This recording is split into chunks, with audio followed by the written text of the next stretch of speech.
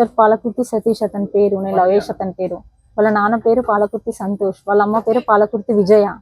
Sir ఇక్కడ నాతో సంవత్సరంన్నర ఉన్నాడు, తిరిగిండు, అన్ని విధాలుగా నాతో కలిసి ఉన్నాడు, నాతో మాట్లాడిండు, అన్నిట్లో నాతో సగ భాగంగా ఉన్నాడు అతను. ఇప్పుడు లాస్ట్కి వస్తే ఫారెన్ వెళ్లే ముందు కూడా నాకు చెప్పి వెళ్ళిండు ఫారెన్కి.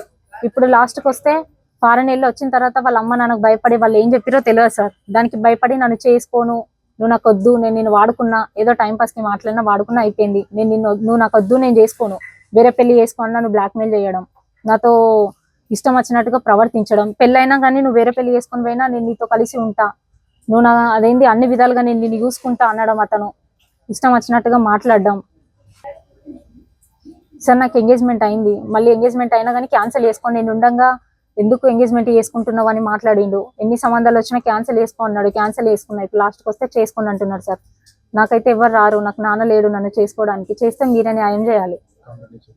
పోలీస్ స్టేషన్లో కంప్లైంట్ ఇచ్చినాం, ఎవరు పట్టించుకుంటలేరు, పోలీసు వాళ్ళు కూడా. సార్ నేను కంప్లైంట్ ఇచ్చిన, పోలీసు వాళ్ళు ఏం పట్టించుకుంటలే. నేను వచ్చిన ఇంటికి, అతన్ని వదిలేసిరు, నన్ను వదిలేసిరు. నేను వచ్చి వీళ్ళ ఇంటికనే బయట కూర్చున్నా, వాళ్ళు నన్ను వదిలేసి పోలీస్ స్టేషన్ నుండి లట్టుకెళ్ళాటే కొరట్లోనే ఇట వెళ్ళిర్రు. నేను ఒక్కదాన్నే బయట ఉన్నా, నిన్న ఇవాళ నేను ఒక్కదాన్నే ఉన్నా. వాళ్ళు వస్తున్నారు, తాళాలు వేసుకుంటున్నారు, వెళ్ళిపోతున్నారు, నాతో మాట్లాడతలే, నన్ను పట్టించుకుంటలే. వాళ్ళు వచ్చి అతను వచ్చి నన్ను పెళ్లి చేసుకునేదాకా నేను ఇక్కడనే కూర్చుంటా సార్, నేను ఎక్కడికి వెళ్ళను.